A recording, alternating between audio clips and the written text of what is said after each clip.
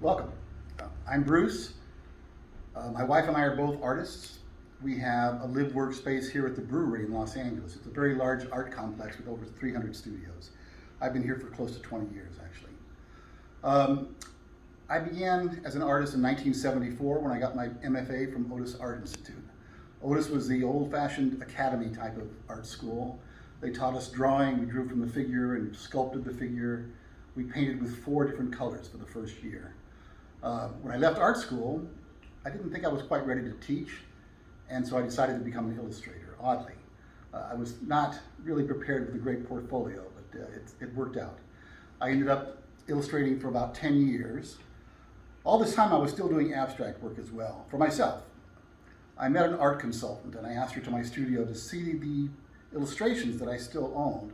I thought perhaps she could sell them, and she says, well, I really can't sell things like this. However, I can sell those, and she pointed to 2 abstract paintings that I had on the wall. I was so married to those paintings that I didn't give them up for a year.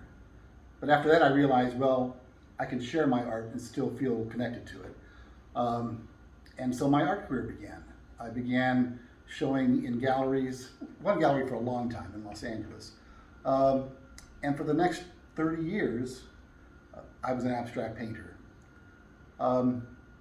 I didn't do any realistic work for galleries. I think the reason was that I didn't really have a theme that I felt was me.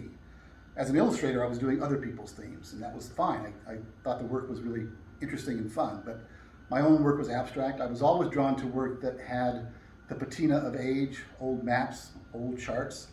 I found those elements creeping into my abstract paintings as well. I would oftentimes write things that were sort of illegible in the abstract paintings because they were meant to be about mystery. I think the idea behind them was a postmodern idea. I was very involved with postmodern thinking.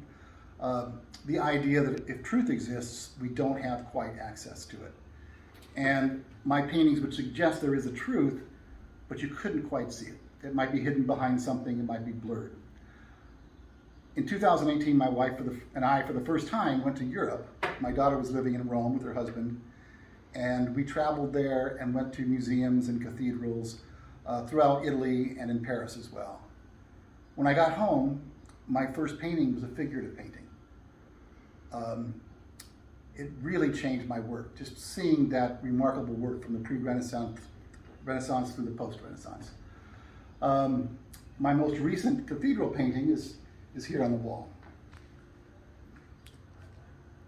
Over here you can see paintings that are the abstract paintings, much like the abstract paintings that I was doing for many, many years. The cathedral paintings were still about mystery. They still suggested there's a truth here, but we don't know exactly what it is. After the cathedral paintings, I was also doing interiors, and the interiors had the same idea behind them. There are examples here on the wall, some of the interiors that I've done. I want to suggest with these paintings that I want the viewer to look at them and decide what the narrative is along with me.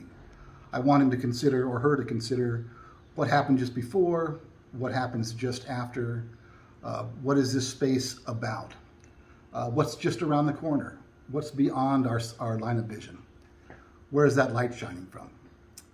In addition, the interiors are about being alone in an empty space. What we think about, what we consider, what kinds of things cross our mind, what's important to us, especially in a space that is devoid of any artifacts or things. Who are we when we're alone? That's pretty much it. I hope you enjoy the work that you see. Thank you very much.